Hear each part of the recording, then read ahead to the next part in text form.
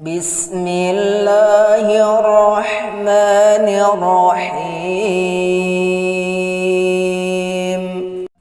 Talabul ilmi fariidatun ala kulli muslimin. Man salaka tariqan yaltamisu fihi ilman sahhalallahu lahu bihi tariqan ilal jannah. Assalamualaikum warahmatullahi wabarakatuh. Assalamualaikum warahmatullahi wabarakatuh. Bismillahirrahmanirrahim. Alhamdulillahi rabbil alamin. Wa bihi nasta'inu ala umuri dunya waddin. Wassalatu wassalamu ala sayyidil mursalin. Sayyidina maulana Muhammadin wa ala alihi wa ashabihi ajma'in. Rabbi shrah li sadri wa yassir li amri wahlul 'uqdatam min lisani yafqahu qawli. Allahumma anfa'na bima 'allamtana wa 'allimna bima yanfa'una innaka antal alimul hakim. Allahumma arzuqna fahman nabiyyin wa hifdzal mursalin wa ilhamal malaikatil muqarrabin bi rahmatika ya arhamar rahimin. Allahumma arhamna bil Qur'an wa ummana bil ghufran wajma'na 'alal iman. Allahumma dzakirna minhu ma nusina wa 'allimna minhu ma jahilna warzuqna tilawatahu ana al-laili wa atrafan nahar. Allahumma barik lana fi umrina, Allah barik lana fi ahlina, Allah barik lana fi amalina, Allah barik lana fi ma ataitana. Allahumma barik lana fi baladina hadha Indonesia. Allahumma rabbana ighfir lana wa liwalidina wa limasyayikhina wa liasatidatina wa liaqribaina wa liman lahu haqqun alaina wa liman ahsana bima'ruf wa li jami'il muslimina wal muslimat wal mu'minina wal mu'minat al ahya'i minhum wal amwat innaka sami'un qaribun mujibud da'wat. Bapak Ibu yang berbahagia, alhamdulillah sore hari ini kita bertemu kembali dalam pengajian sore ngaso di Kamis sore hari ini. Semoga Allah berikan keberkahan terhadap apa yang kita lakukan. Allah berkahi umur kita, Allah berkahi rezeki yang diberikan kepada kita, Allah berkahi pekerjaan kita, Allah berkahi keluarga kita. Dan di akhir tahun ini pengajian terakhir di tahun 2021 insyaallah, semoga Allah berikan sepanjang waktu selama setahun ini, Allah berikan nilai kebaikan dan keberkahan dalam setiap apa yang kita lakukan. Allah ampuni kehilafan kita, Allah maafkan kekurangan kita, Allah lebur, Allah tutupi aib-aib kita agar kita bisa menyelesaikan bertobat kembali kepada Allah Subhanahu wa taala. Shalawat salam kita sampaikan untuk Rasulullah sallallahu alaihi wasallam beserta keluarga dan para sahabatnya. Pengajian sore kita hari ini kalau merujuk ke penggalan ayat yang dilakukan oleh Imam Ibnu Katsir, kalau di tafsir Ibnu Katsir, maka penggalannya adalah dari ayat 18 sampai dengan ayat ke-22. Yang kalau dalam penjudulan oleh Syekh Wahbah Zuhaili ngasih judulnya ayat ini dengan kasih judul Jazaul Mu'minin wa Jazaul Fasikin. Jadi balasannya orang-orang beriman dan balasannya orang-orang yang al-fasikin, orang-orang yang fasik. Itu kalau judulnya yang di Syekh Wahbah Zuhaili. Kalau di ikhtisarnya Ibnu Katsir, ini yang dilakukan oleh Syekh Mubarak ini, langsung dibikin jadi perbedaan antara orang beriman dan orang fasik di hari kiamat. Jadi judulnya beda-beda dengan ayat yang sama. Dan pengajian kita hari ini kita berusaha semampu kita untuk menghayati, untuk berinteraksi dengan ayat ini. Semoga bisa memberikan nilai keimanan, menambah rindu kita kepada Allah Subhanahu wa taala, menambah cinta kita kepada Allah, dan semakin memperjelas panorama akhirat dalam kehidupan kita, sehingga di dunia ini kita bisa semakin bersemangat untuk memperindah panorama surga kita dan menghindarkan diri dari bahaya api neraka dengan penjelasan-penjelasan yang kita dapatkan dari ayat-ayat Al-Quran. Bapak Ibu rahimakumullah, jadi silahkan disimak, dibuka di mushafnya. Saya akan bacakan dari ayat ke-18 sampai dengan ayat ke-22 dalam surah As-Sajdah. A'udzu billahi minasy syaithanir rajim. Bismillahirrahmanirrahim. Afaman kana mu'minan kaman كان فاسقا لا يستوون أما الذين آمنوا وعملوا الصالحات فلهم جنات المأوى نزلا بما كانوا يعملون وأما الذين فسقوا فمأواهم النار كلما أرادوا أن يخرجوا منها أعيدوا فيها وقيل لهم ذوقوا عذاب النار الذي كنتم به تكذبون ولنذيقنهم من العذاب الأدنى العذاب الأكبر لعلهم يرجعون ومن أظلم ممن ذكر بآيات ربه ثم أعرض عنها إنا من المجرمين منتقمون. Shadaqal azim. Bapak Ibu yang berbahagia, jadi cover surah As-Sajdah ini dalam judul awalnya kan di antara surah-surah Makkiyah. Surah yang turun sebelum Nabi hijrah ke Madinah, di mana kondisi Nabi dan kaum muslimin adalah minoritas di Makkah yang dikuasai oleh Al-Malak, para pembesar, para tokoh, orang-orang kaya yang bertaruh di Makkah, yang mereka ini ya secara umum menguasai Makkah.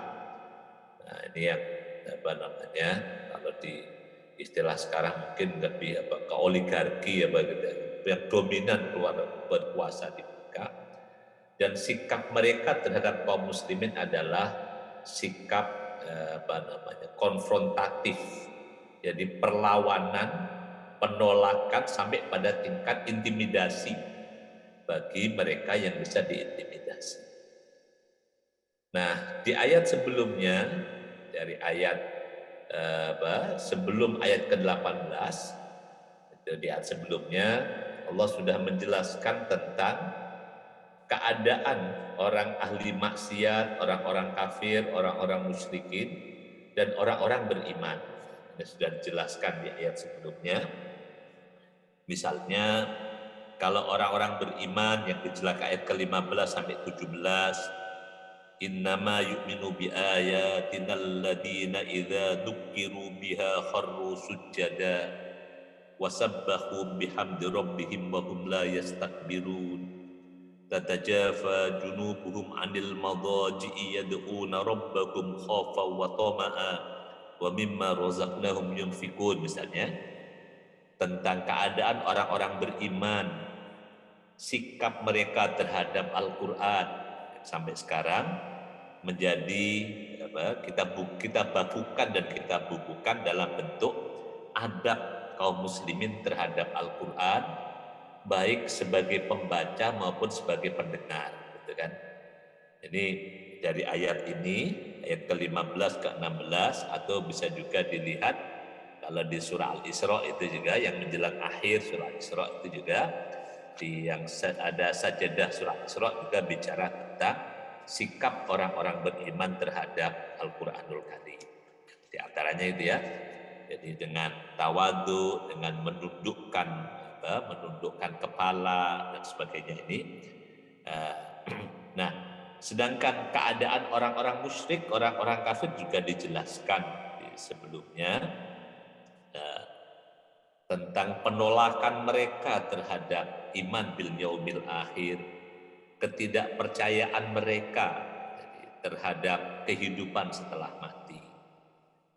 Nah, setelah menjelaskan keadaan baik ahli maksiat maupun orang-orang beriman ini, maka pada ayat ini Allah Subhanahu wa taala memberikan penjelasan yang lebih kuat lagi bahwa antara keduanya tidak mungkin sama.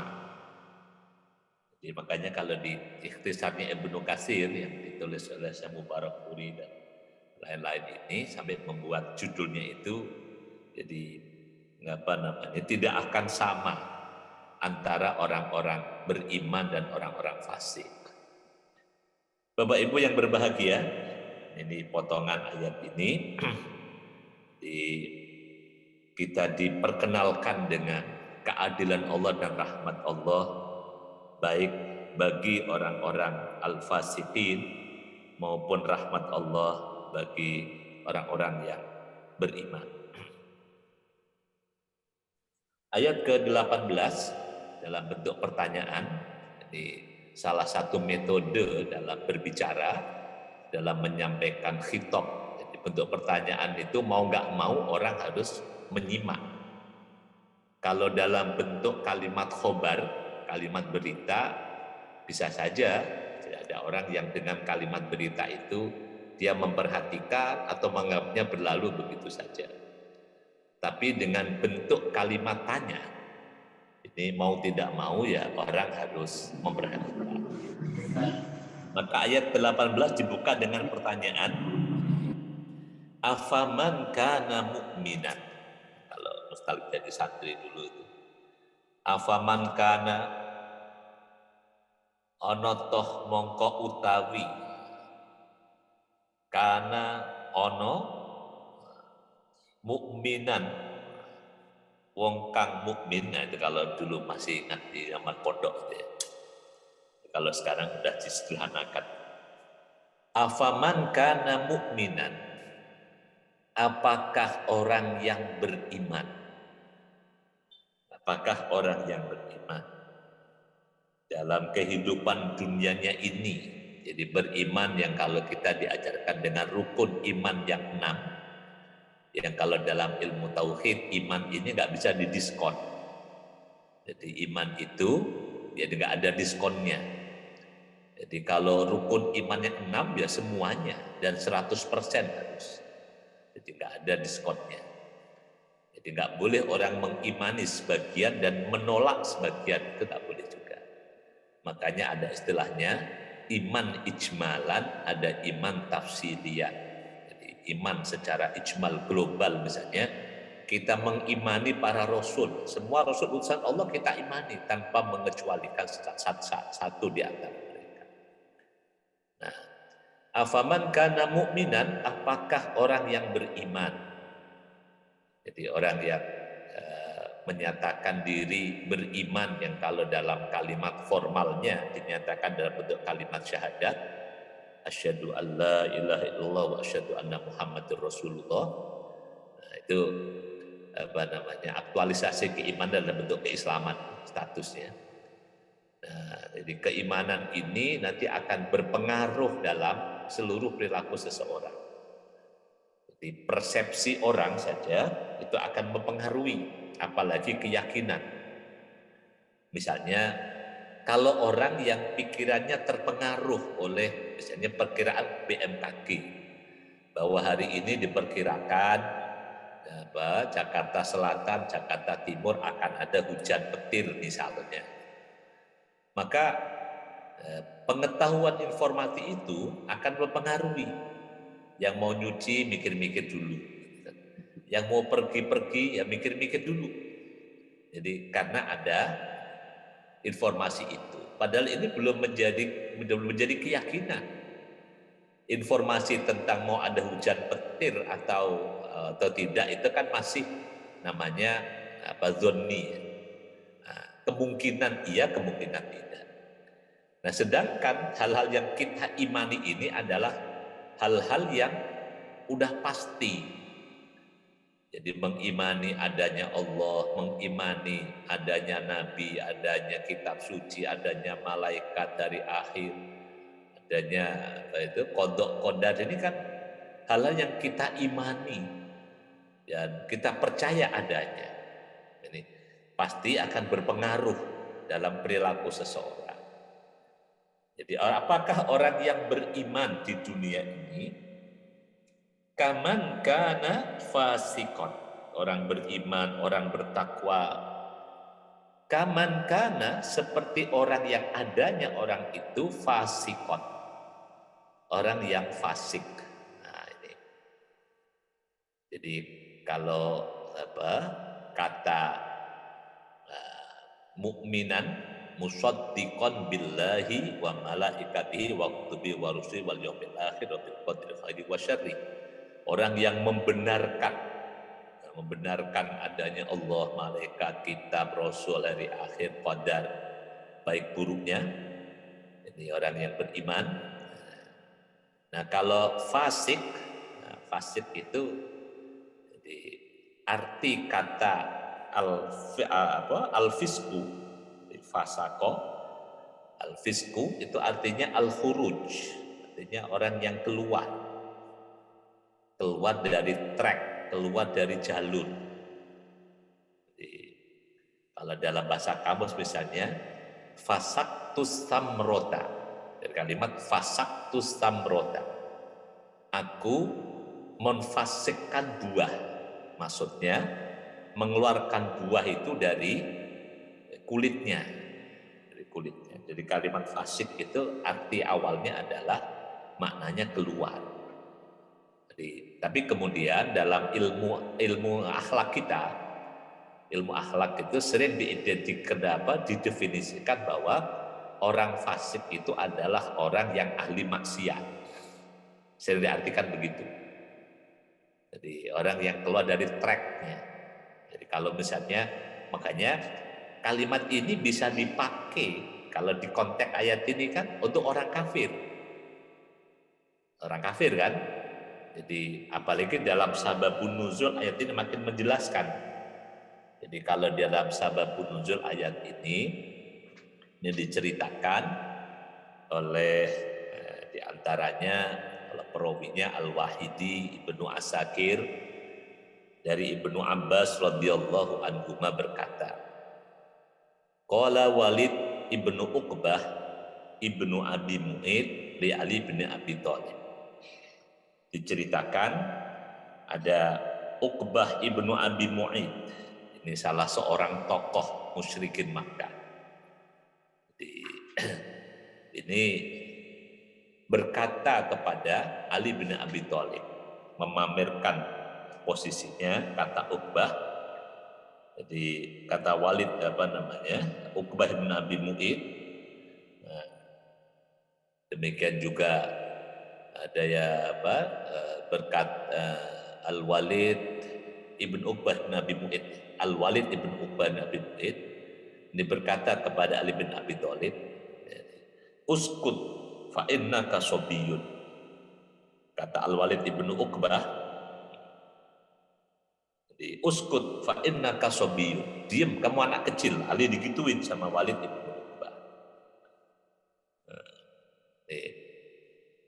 Kemudian kata Walid, wa ana wallahi absatu minka lisanan wa asja'u minka jananan wa amla'u minka hashwan fil katibah. Jadi kata Al-Walid ibnu Uqbah, jadi diam engkau Ali, ya, engkau anak kecil, saya anak ahaddu minka lisanan, ana absatu minka lisanan, aku lebih fasih berkata daripada kamu. Kemudian wa asja'u minka jananan, aku lebih berani daripada kamu. Wa amla'u minka hashwan fil katibah, dan orang yang lebih banyak memiliki anggota di masyarakat Makkah ini. Jadi Ali dikecilkan oleh Al-Walid ibnu Uqbah bin Abi Mu'ayyid. Jadi riwayatnya mirip-mirip ini. Jadi kalau yang ditulis buku lain dengan susunan yang hampir sama, ana ahaddu minka lisanan, ana ahaddu minka sinanan, wa absatu minka lisanan, wa amla'u lil katibati minka. Nah, ketika Ali dikecilkan oleh Al-Walid ibn Uqbah yang memang ini senior di Makkah, kata Ali, uskut fa innama anta fasik. Ali tak digertak, enggak ciut juga. Kata Ali, uskut. Jadi kalau tadi Walid ibnu Uqbah menyuruh Ali untuk uskut fa innaka sobiyun, diam kamu anak kecil. Nah, itu. Lalu Ali balik gertak. Faqala Ali uskut fa innaka fasikun. Nah, diam karena sesungguhnya kamu adalah orang fasik. Nah, itu yang lebih memberikan makna bahwa fasik yang dimaksudkan di ayat ini adalah kafir, musyrik Makkah. Jadi, nah kalau kaitannya dengan makna fasik artinya adalah keluar, orang yang keluar, ya. Ini kalau fasiknya orang kafir kan keluar dari jalur antara iman dan tidak beriman, antara Islam dan tidak Islam. Makanya nanti gimana kalau kata fasik itu dipakai dalam ilmu akhlak untuk menyebut orang beriman yang ahli maksiat, kan disebutnya juga orang fasik. Ya, karena jadi kalau kembali ke makna harfiahnya, kata fasik artinya keluar. Jadi ini orang beriman yang harusnya berada di jalur amilus sholihat, karena mukminan kan selalu kaitan dengan amal soleh. Maka dia dikatakan fasik ketika dia keluar dari jalur amal soleh, berada di jalur maksiat. Itu yang bisa kita pahami, gitu kan? Kayak kalau di ilmu akhlak, orang fasik itu didefinisikan sebagai muslim ahli maksiat, orang beriman ahli maksiat. Tapi kalau di ayat ini, fasik yang dimaksudkan adalah orang musyrik, orang kafir. Apalagi dengan sababun nuzul yang diceritakan oleh Ibnu Abbas, bahwa ada dialog antara jadi Al-Walid ibnu Uqbah dengan Ali bin Abi Thalib. Jadi ini yang tadinya ya bersengketa itu antara Ali dengan Uqbah bin Abi Mu'ayyid. Seperti kita tahu bahwa Uqbah bin Abi Mu'ayyid ini orang yang dulu pernah mencekik Nabi ketika Nabi sedang sholat kan di Ka'bah. Jadi orang yang pernah melempar kotoran saat Nabi sedang sholat. Kemudian ketika Ali bersengketa ribut dengan Uqbah ibnu Abi Mu'ayyid, dari anaknya Al-Walid ibnu Uqbah menggertak Ali dengan uskut fa innaka sobiyun. Lalu Ali balik menjawab dengan uskut fa innaka fasiqun. Nah, dari perdebatan antara kata-kata antara Ali bin Abi Thalib dengan Al-Walid ibn Uqbah ini, kemudian turunlah ayat afaman kana mu'minan kaman kana fasiqo. Nah, jadi Bapak Ibu rahimakumullah, apakah orang yang beriman sama dengan seperti kaman, seperti orang. Ka seperti. Jadi dalam bahasa Arab ya, ka itu seperti sama dengan mislu. Misalnya apa namanya? Wajuhu kal qamari. Wajahnya seperti bulan purnama. Wajuhu kal badri. Lailuha kanahariha. Malamnya seperti siang. Nah, jawaban Allah, Allah yang bertanya dan Allah yang menjawab, la yastawu. Ya, nggak mungkin sama, nggak mungkin sama. Jadi jadi orang kafir, orang musyrik dengan orang beriman ya nggak mungkin sama. Nah, ini nanti teori yang lain. Gimana kalau sesama Muslim? Harusnya cari adalah persamaan.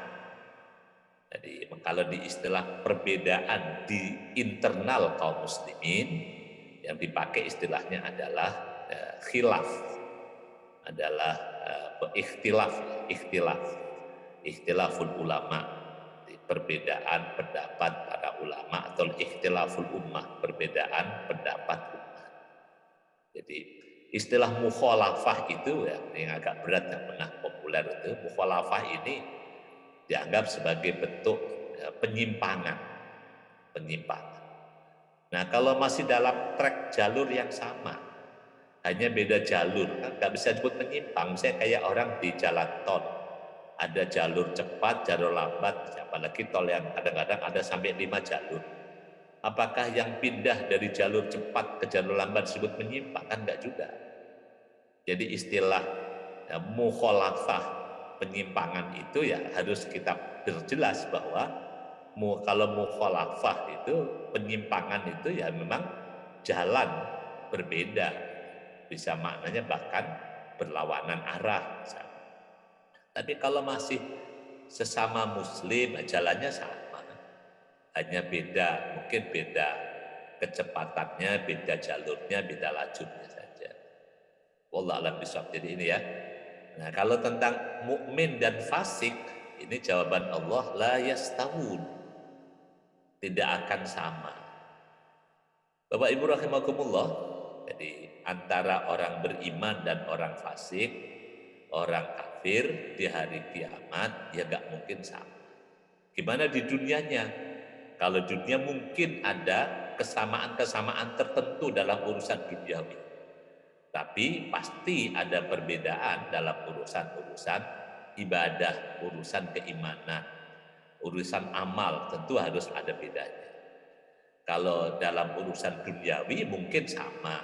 Jadi orang fasik makan, orang mukmin juga makan, mungkin beda makannya.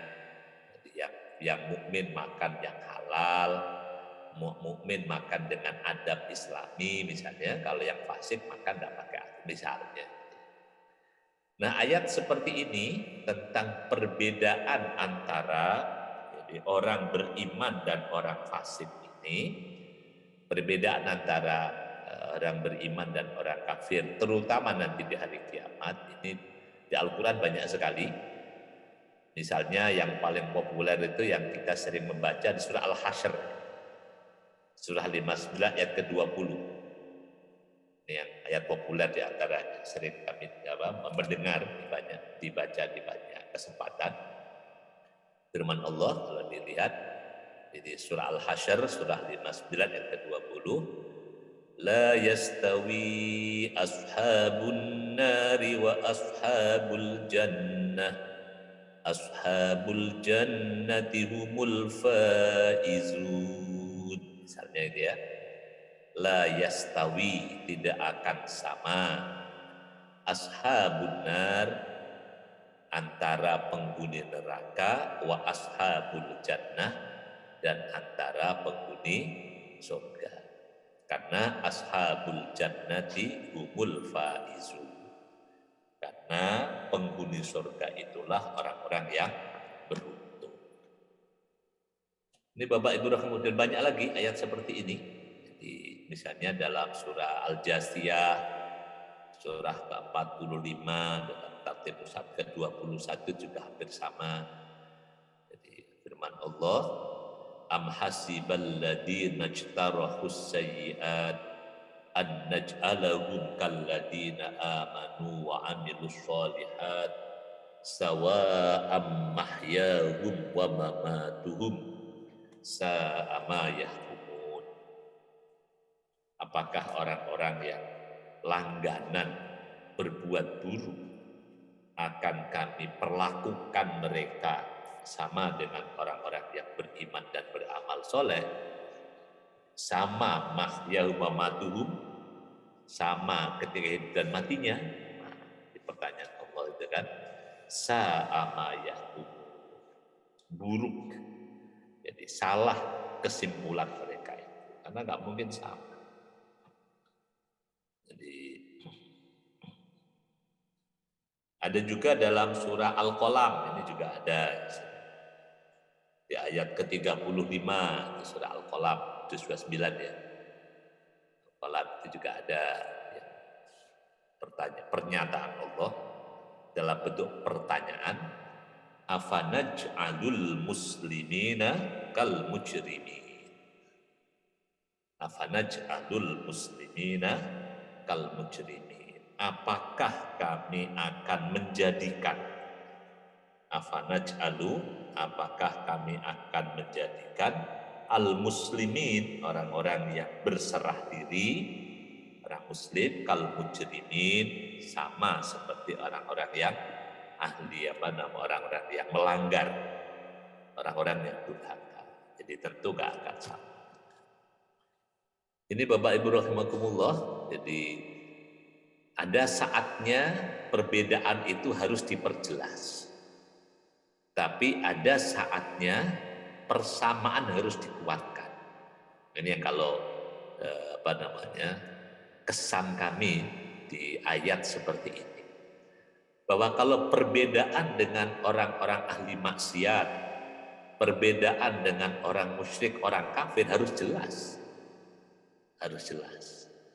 Jadi, tapi kalau persamaan dengan sesama kaum muslimin, itu yang harus diperkuat. Jadi justru kalau kita ini orang, kalau di teori sosial kan gitu ya, kalau orang itu dalam satu grup, in grouping itu, maka yang diusahakan adalah mencari kesamaan. Tapi kalau dengan orang luar, yang dicari perbedaan. Karena perbedaan itu ya memang ada hikmah. Kalau di dalam internal kaum muslimin, perbedaan itu bisa menjadi identitas. Tapi nanti yang harus dikuatkan adalah kesamaan besarnya.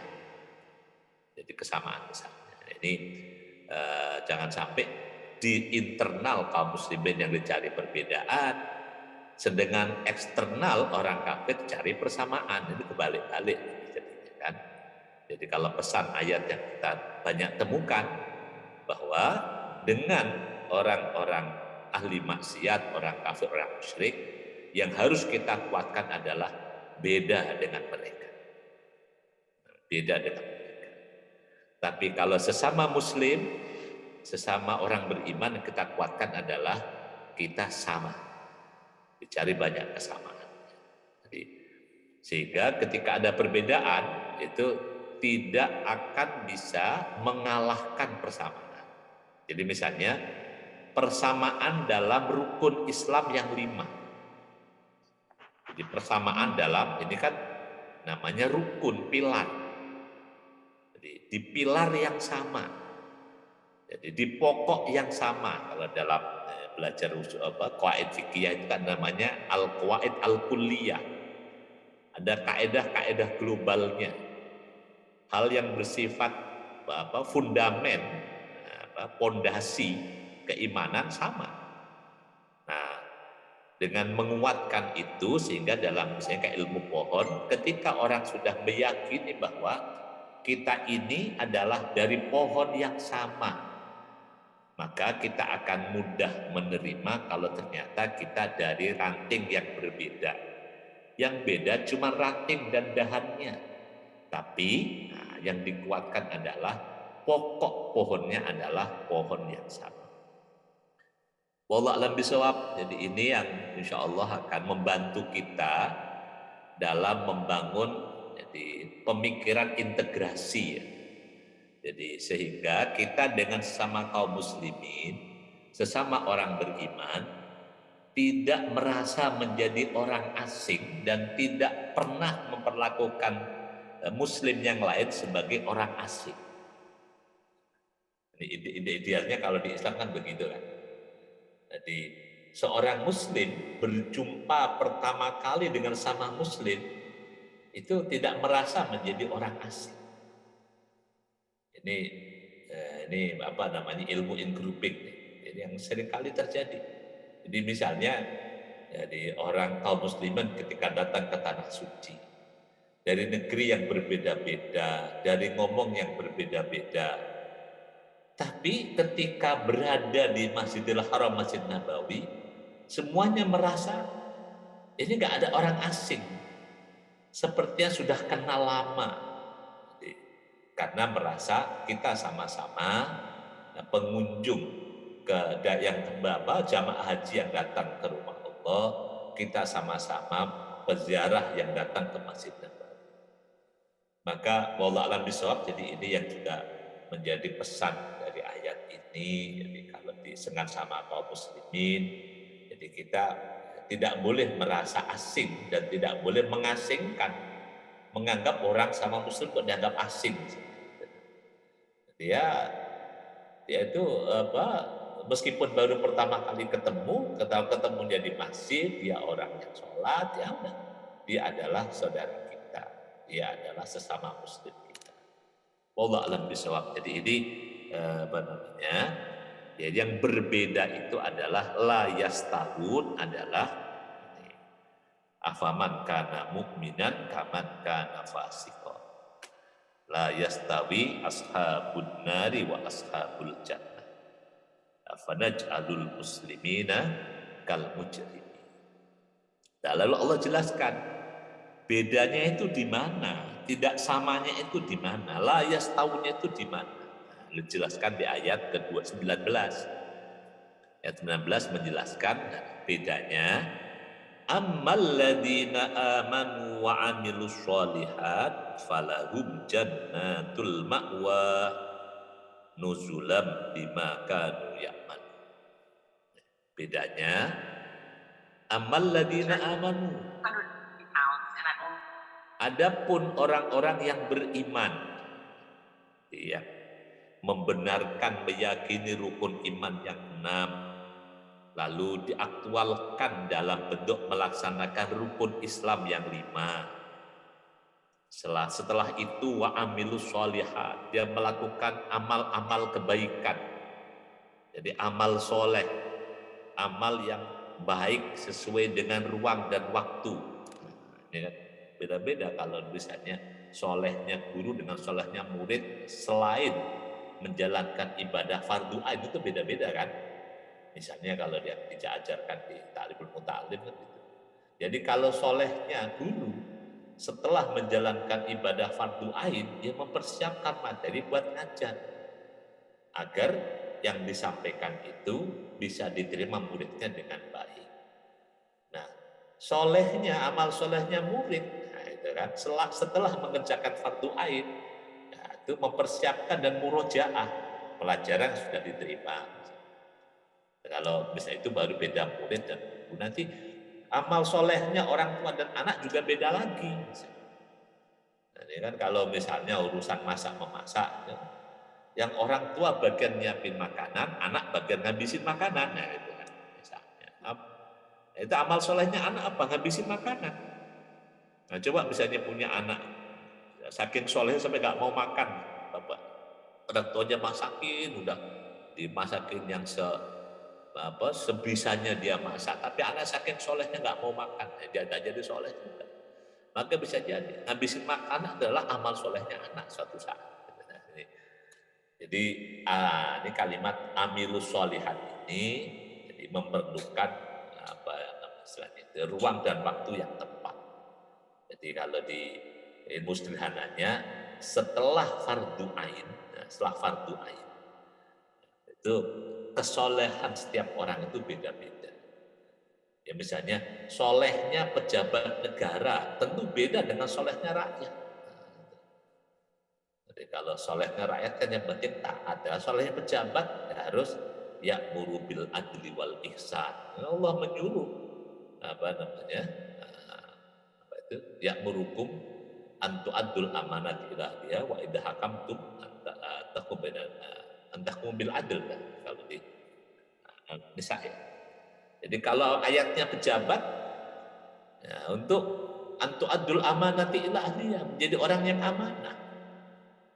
Kalau ada apa itu memutuskan perkara yang adil, nah itu baru amal solehnya pejabat. Jangan sampai misalnya pejabat diukur amal solehnya sama dengan amalnya rakyat, ya, terus apa bedanya? Dikasih jabatan setinggi itu, tapi ngukur amal solehnya sama dengan amal solehnya santri. Ini yang kalau saya sempat mengkritik, mosok membanggakan amal solehnya pejabat negara, gubernur, wali kota, apalagi misalnya itu amal solehnya yang dibanggakan itu hafalan Qur'annya, tahajudnya, itu santri itu, gitu kan? Jadi amal soleh itu menyesuaikan ruang dan waktu, menyesuaikan siapa orangnya, untuk kepada siapa dia berbuat. Wallahu alam, sangat luas sekali. Makanya kalau di antara bab di Riyadhus Shalihin itu ada babu bayani kasrati turuqil khair, bab tentang banyaknya jalan kebaikan. Oke, jadi kembali ini saya sering menyebutkan tentang bahwa amal soleh itu memerlukan relevansi. Tentu ini setelah yang fardu ain. Kalau fardu ain nggak ada tawar-tawar. Jadi meskipun juga dalam implementasinya ada kemungkinan nawar waktunya itu ada, tapi ya, prioritas satu fardu ain. Nah, bagi orang yang aman wa amilus sholihat, Allah menjanjikan falahum jannatul ma'wa. Falahum, maka bagi mereka orang yang alladzina amanu wa amilus sholihat, Allah menjanjikan jannatul ma'wa. Bukannya satu. Makanya kalau baca ayat ini seandainya boleh ngasih mat lebih dari mat wajib gitu ya, bisa mendingan dibaca sepanjang-panjang itu jannat, biar makin banyak surga peluang. Kalau dibacanya pendek jannatul ma'wa cuma satu, tapi kalau jannat ini jamak muannas, jamak bentuknya menjadi jamak, lebih dari tiga ke atas. Nah ini Allah janjikan, kalau bahasa Jawa itu piro-piro jannatul ma'wa. Jadi banyak surga. Jannatul ma'wa ya sering menyebutkan al-ma'wa itu adalahnya tempat kembali, tempat pulang. Ini tempat pulang. Tapi orang di kita sering menyebut ini menjadi salah satu nama surga. Ada jannatul ma'wa, ada jannatul firdaus, ada jannatul adn. Nah, tapi kalau makna al-ma'wa itu adalah tempat kembali. Jadi, tempat kembali yang hakiki. Allah sediakan bagi mereka apapun nama, yang penting jannat. Nah, kalau mau yang menggunakan tafsir simpel, mau pakai nama apapun terserahlah, yang penting dapatnya jannah. Bahkan almarhum dulu rahimahullah Ustaz Azami itu kalau ngajar mau di emperan nggak apa-apa, yang penting emperan surga lah gitu.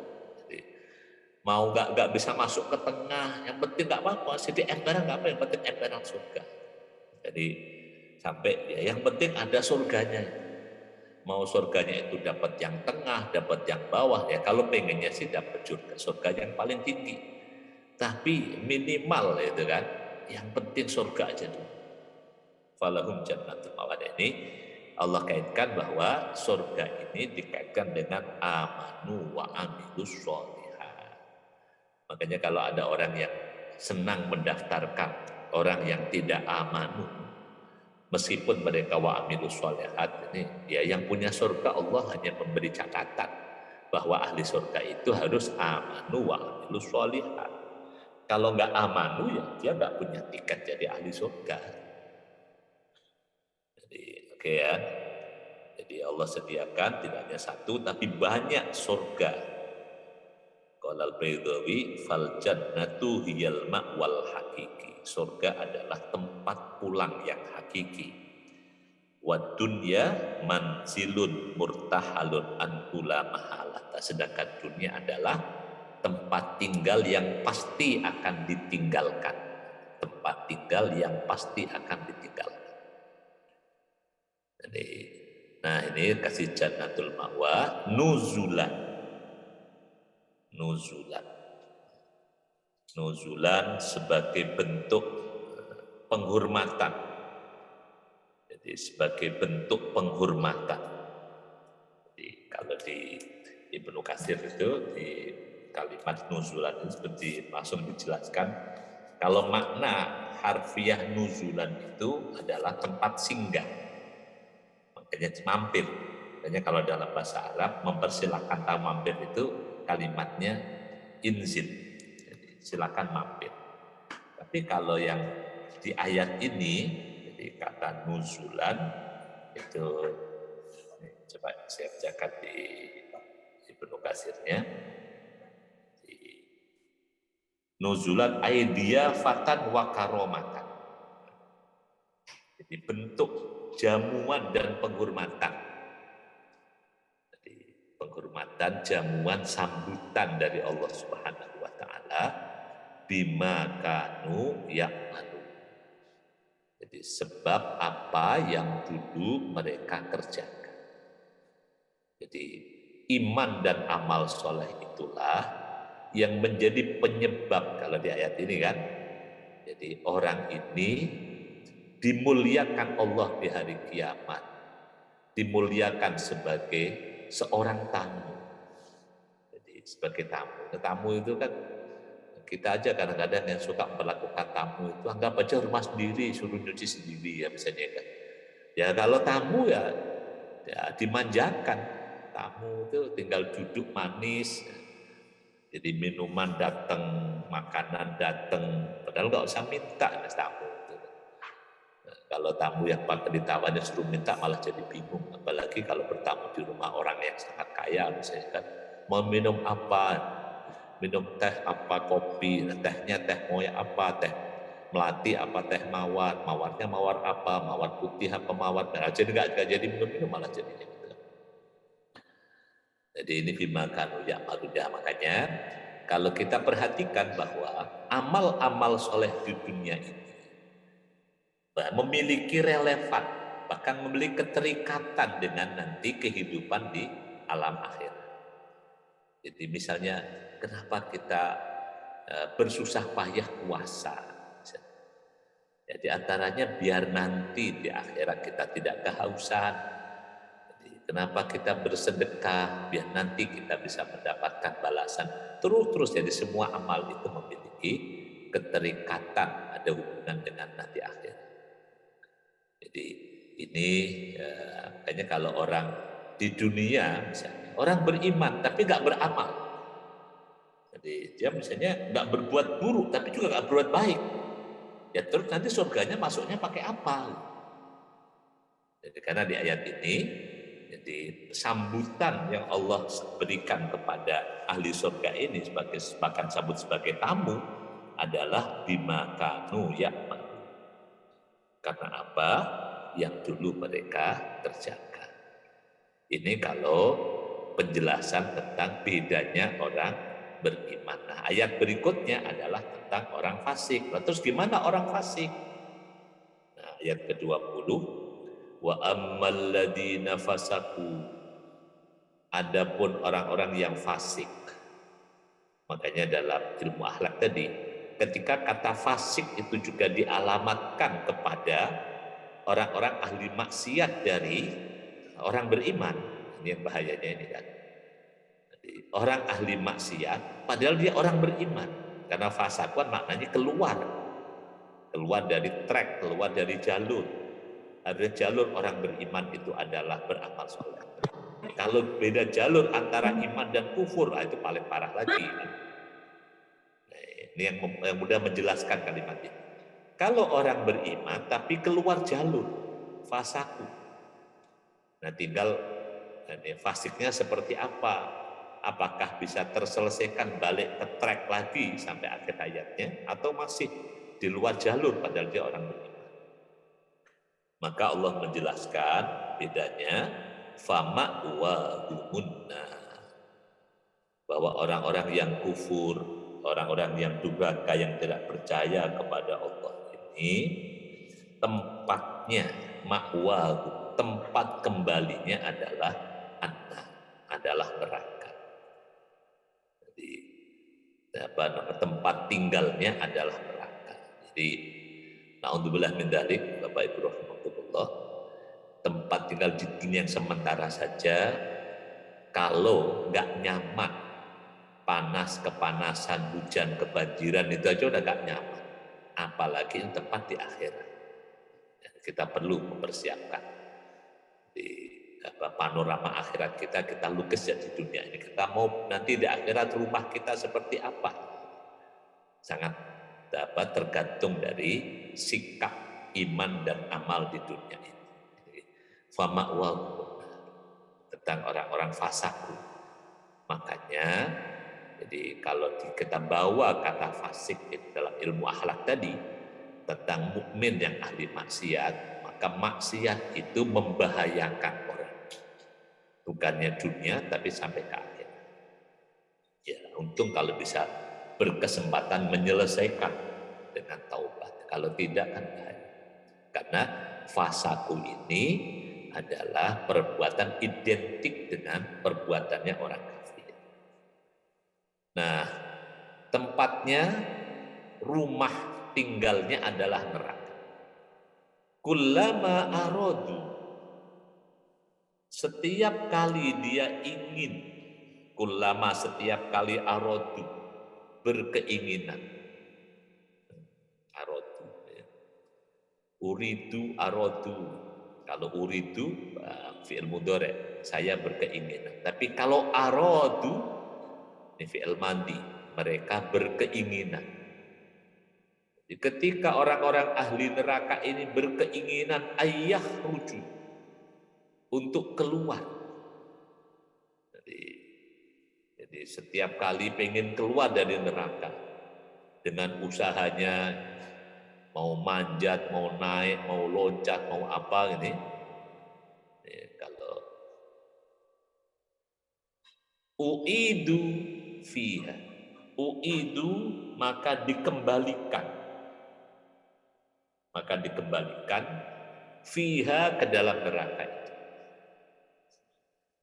Jadi, kalau di ayat yang lain dalam surah Al-Hajj, kullama aradu ayyahruju minha min ghammin uidu fiha. Al-Hajj 2222, sama antara nomor surat dengan nomor ayatnya sama.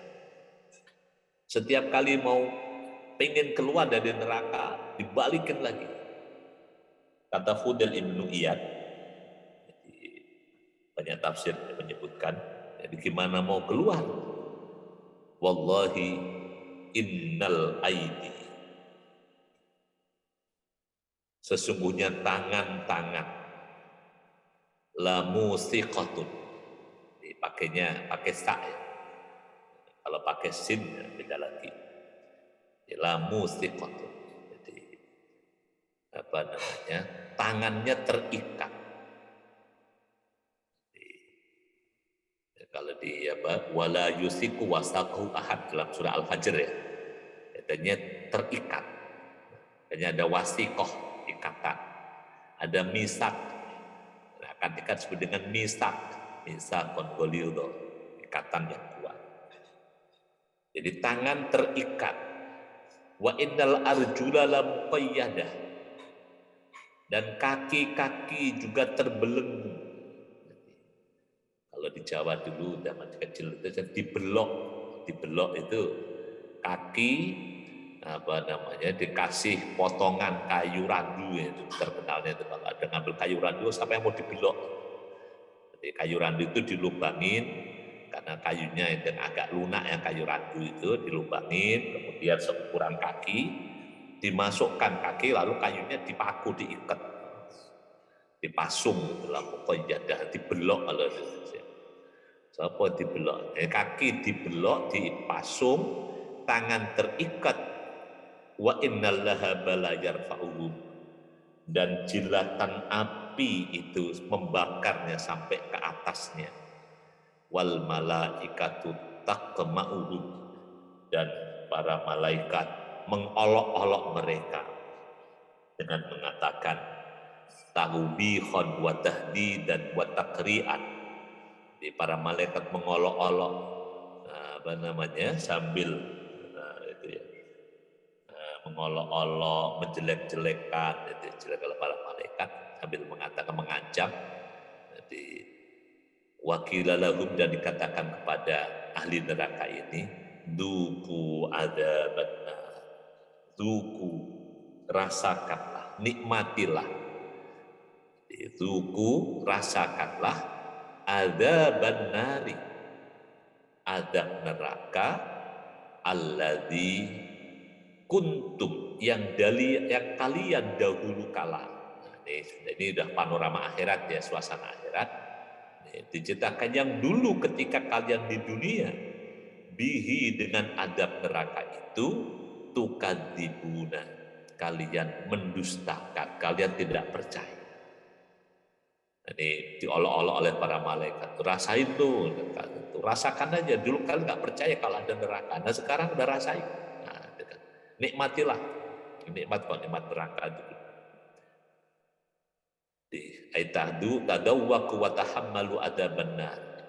Rasakanlah, tanggunglah adab neraka ini yang dulu kalian di dunia sudah dikasih tahu tapi tidak percaya. Ini orang dalam kondisi penderitaan diolok-olok, dikata-katain. Itu rasanya udah makin sakit lagi.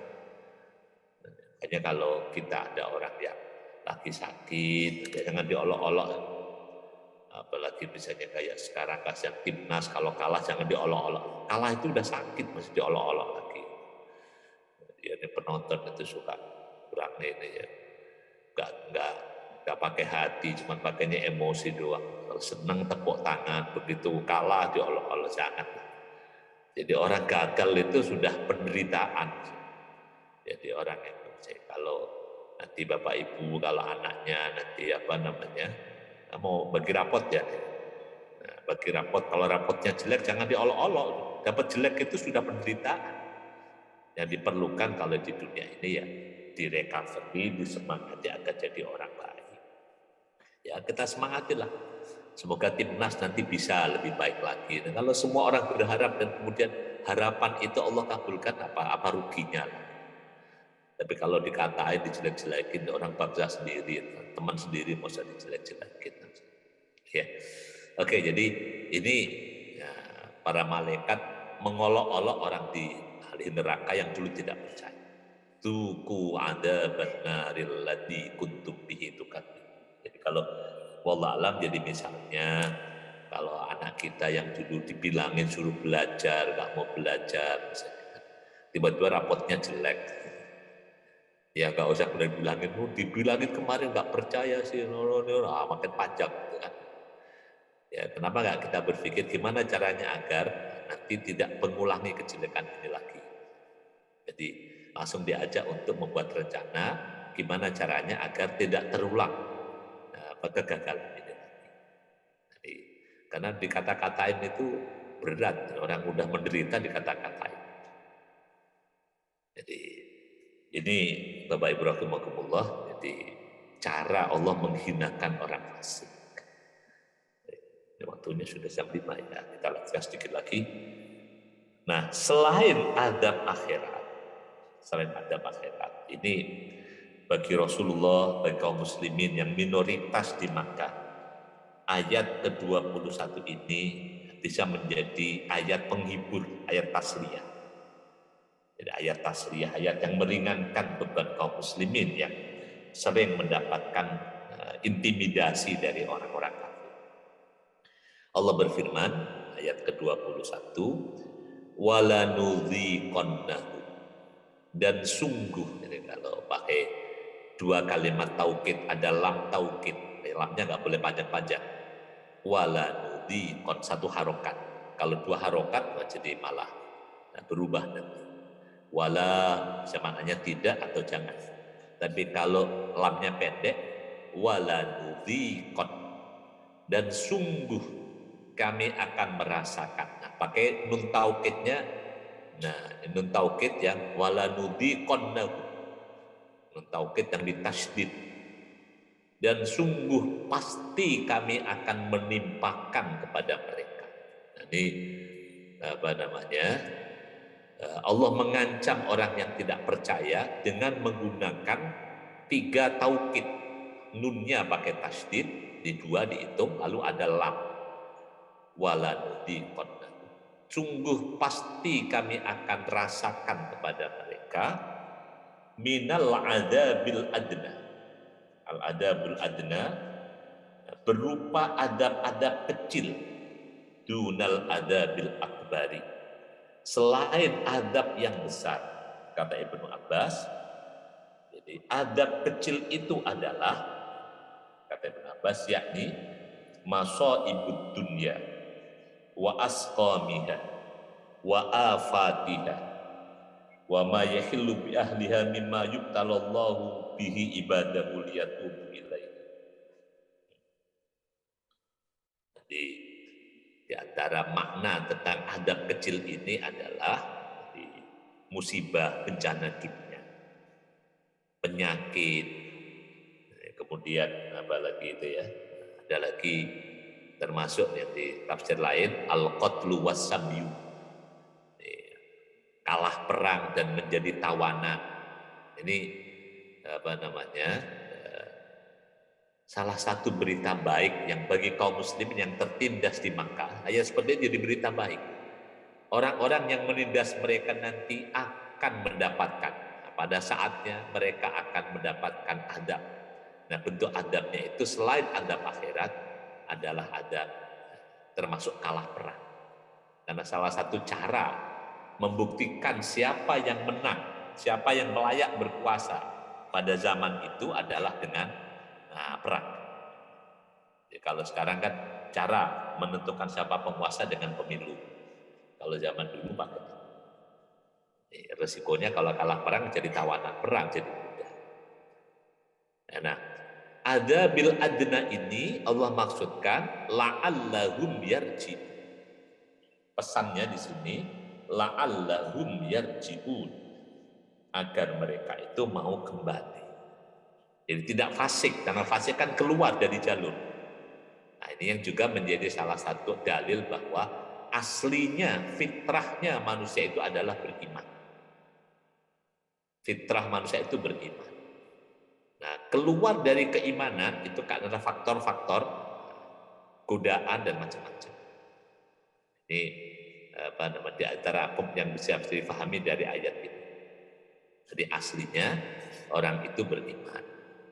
Jadi, karena fasik kufur itu datangnya belakangan.